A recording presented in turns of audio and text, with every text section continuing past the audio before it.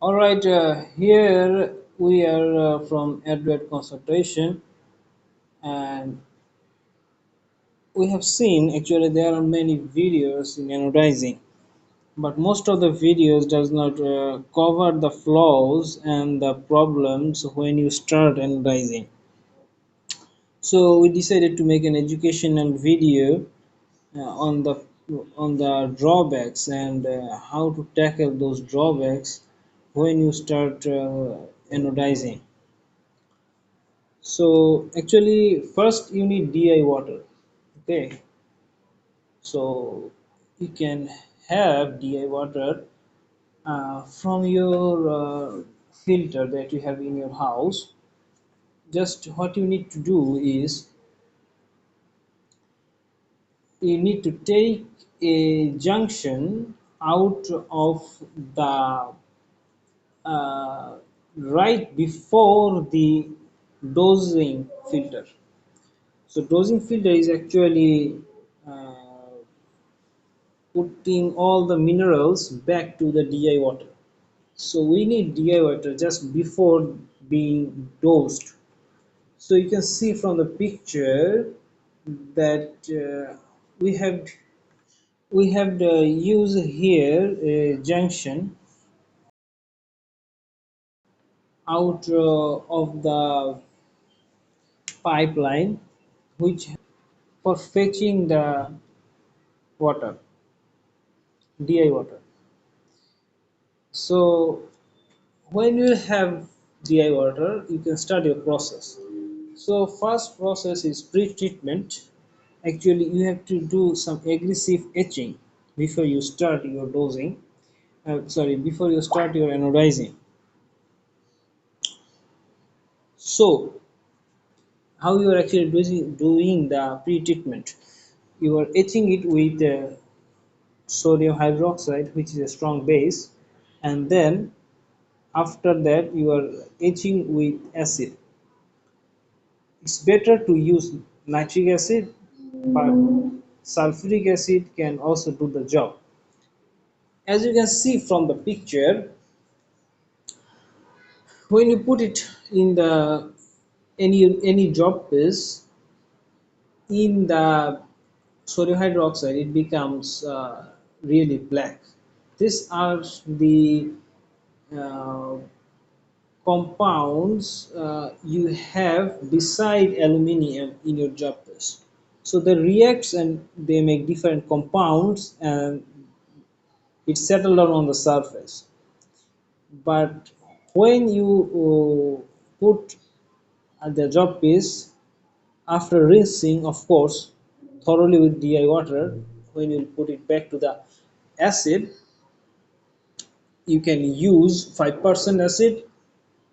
It's better you use 10% or more to get a faster result. You will see very fast this black will disappear and it will turn to white. So you will see, as you can see from the video, you will get something like this. Actually the job piece alloy was not good enough, so there are many pittings because those areas uh, was covered with other elements besides aluminium, so those has been wiped away and keeping a rough job piece, rough surface on the job piece, which is actually good for anodizing. Giving you a rough surface gives you a more surface area to work on. So you will get something like this kind of job piece. So now you can start your anodizing process. So before you do anodizing, you need to set up everything. You can see from the picture that we have here uh, one power supply. It's better if you bought a digital power supply that can adjust voltage according to your setting of the current, because the anodizing process depends on 720 rule, which actually uh, demands you to have precise ampere on your job piece according to the surface area it has. And the upper uh, area that we can see over the table is the actually setup, and the big bucket you can see at the right is actually for cooling. We have cold water inside, and we have used in heat exchanger to keep the setup much cooler, like 10 degrees Celsius. This helps to achieve type 3 anodizing. We'll explain what it is later on. So this is a power supply. So it's better if you start with uh, 5 amps at the beginning.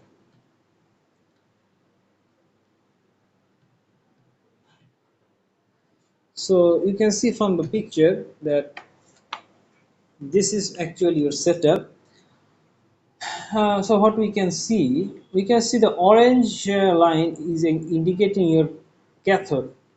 And the reason we cover the cathode with a filter paper is that we don't want the fog generated from the cathode to reach our anode, because those fog carries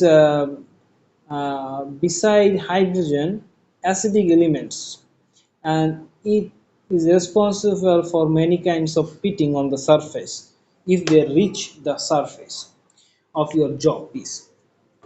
So it's better that in your setup you prevent those gases and those microscopic bubbles and fogs to reach the job piece.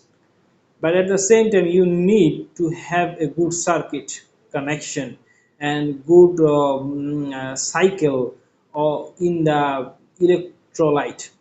So for this reason, the filter paper is actually allowing the all kinds of electrons and the ions to transfer back and forth between your cathode and anode. The violet things is your indicates your job piece, and the blue arrow is indicating our heat exchanger. So from the bucket we are circulating cold water around your job piece, and at the same time cooling also the acetic base, which is our sulfuric acid, 10% sulfuric acid, to keep it cool like 10 degrees Celsius. And this way you will have two things: you can achieve a type 3 anodizing, at the same time you can have a perfect anodizing at the very sharp edges. If you don't do this, your sharp edges will have no layers, and if you do any kind of continuity test you will see there is no coating at all. So let's proceed. And the thing we can see is any insulation paper covered over our job piece, so that we can achieve a much cooler temperature and don't allow the heats coming outside from the environment to your system. So it's another video explaining how we have set up all the process. And the sound is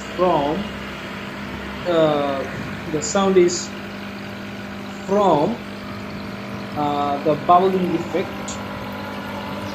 We need an agitation to have every every element that can settle and cause stagnation to be prevented.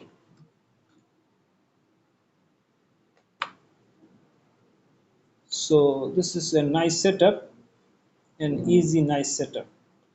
After anodizing, you have the dyeing process, but there is some really loopholes. Uh, if you don't properly neutralize your jobbers before dyeing, it's a catastrophe, and there is many unevenness you can see in your final product. So there is an example. You can see that there are many pittings on the surface. There is many missing areas of dye. This is because of not being neutralized thoroughly with sodium bicarbonate. As you can see, there are many white areas, but they are already sealed. If you do any continuity test, you will see there is no continuity. So sealing has been done properly, but those areas could not be reached by the dye. That's the issue of having an unpleasant job piece, but actually the things will work theoretically. Only the aesthetic value has been dropped. And there is another thing, is that if you if you use any kind of dye, the things will not be achieved as you desire, because the dye don't have uh, don't having don't having COOH functional groups, or SO3H functional groups, or OH, NH2 functional groups, will have very bad result.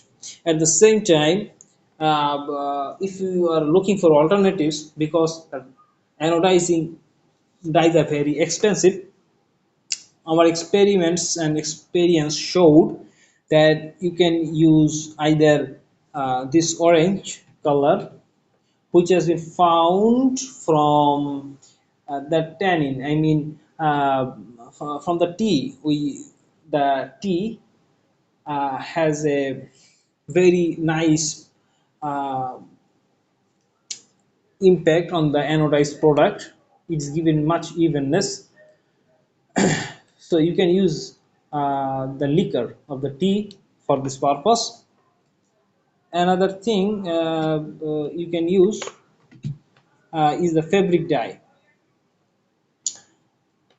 So the fabric dye, as you can see, gives you much better performance, although it is not as perfect as the anodizing ink, but it's really something which can be compared and can be used if it is not so much important to you.